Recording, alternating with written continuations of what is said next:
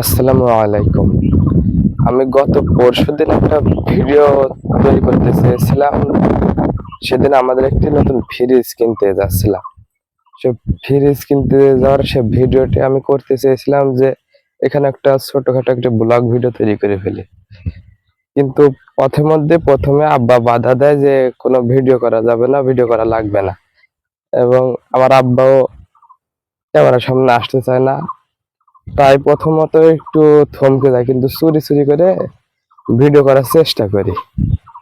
চেষ্টা করার পরে যখন আমরা ফ্রিজ কিনতে পৌঁছে যাই চুয়াডাঙ্গা, আমি যখন পৌঁছাই তখন আমার মনে ছিল যে আমি ভিডিও করব, মোবাইলও বের করেছিলাম। তো খানিক আবার সে শোরুমের সামনে দাঁড়িয়ে থাকতে আমার একটা বড় ভাই আসবে, একসাথে শোরুমের ভেতরে ঢোকা হবে তাই। কিন্তু সে ততক্ষণ আমি সবকিছু ভুলে যাই, আমি ভিডিও করব যে আমার আর মনেই নেই যে আমি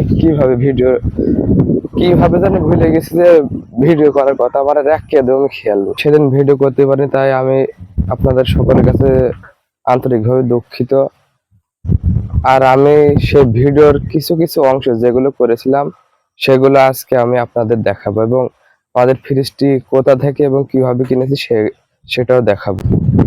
আপনারা হয়তো অনেকেই জানেন যে আমার বাসা হচ্ছে চুয়াডাঙ্গা জেলা। আর যেহেতু চুয়াডাঙ্গা জেলা, চুয়াডাঙ্গা সদরে আমার বাসা, চুয়াডাঙ্গা জেলার চুয়াডাঙ্গা উপজেলা আমার বাসা। আমরা ফ্রিজটি কিনতে আমরা চুয়াডাঙ্গাতে গিয়েছিলাম। আর চুয়াডাঙ্গাতে যাওয়াই আমরা সবচেয়ে ভালো মনে করেছিলাম। চুয়াডাঙ্গার অল্টন শোরুমে ঈদ উপলক্ষে ছাড় দিয়েছিল, সেটা আমার ওই বড় ভাই আমাদেরকে জানায়। আর তাকে নিয়ে আমরা সেই ফ্রিজের শোরুমে যাই এবং সেখান থেকে ফ্রিজ কিনে আনি। উপলক্ষে ফ্রিজ কিন্তু অনেক ছাড় দিয়েছে, কিন্তু দুঃখের বিষয় আমাদের কাছে টাকা কিছুটা শর্ট ছিল। একটি ফ্রিজ দেখেছিলাম যার অন্য সময় প্রাইস হচ্ছে ৩৭,০০০, আর এখন ঈদ উপলক্ষে সেই ফ্রিজটির দাম ৩৩,০০০, কিন্তু টাকা শর্ট থাকার কারণে কিনা হয়নি। আমরা নিয়ে গিয়েছিলাম ৩০,৫০০ টাকা।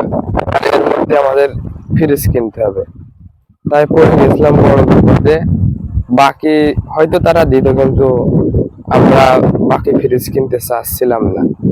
আর ফ্রিজ কিনতে প্রথমে আমরা ডিঙাদা হয়ে চুয়াডাঙ্গা যাই, চুয়াডাঙ্গা শোরুম থেকে ফ্রিজ আমাদের কিনে নেওয়া হয়। এবং ফ্রিজ কিনতে গিয়েছিলাম আমরা শনিবারের দিন। আমাদের ফ্রিজটা হচ্ছে ১৫৭ লিটার।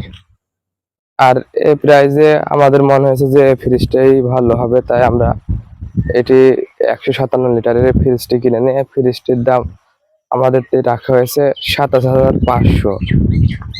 ২৭,৫০০ ফ্রিজের দাম। আর মেসেজের জন্য আমাদের থেকে এক্সট্রা ৬০০ টাকা নেওয়া হয়, কিন্তু দুঃখের বিষয় ৬০০ টাকার মেসেজে আমাদের ২০০ টাকা বাদে। আরো কত সময় নষ্ট। আর এই ২০০ টাকার জন্য আমাদের পানিতে ভিজতে হয়। সেই দিনই বিকেলে আমাদের প্রচুর পানি হয়, আর সেই পানিতে আমরা রাস্তার মাঝখানে আটকা পড়ে থাকার কারণে রাস্তার মাঝখানে আমরা ভিজে যাই। গাইজ, আজকের ভিডিওটি এই পর্যন্ত। যদি ভিডিওটি ভালো লেগে থাকে অবশ্যই একটি লাইক করবেন এবং আমার চ্যানেলটি সাবস্ক্রাইব করতে ভুলবেন না। আমি যেহেতু নতুন, আমাকে একটু সাপোর্ট করেন।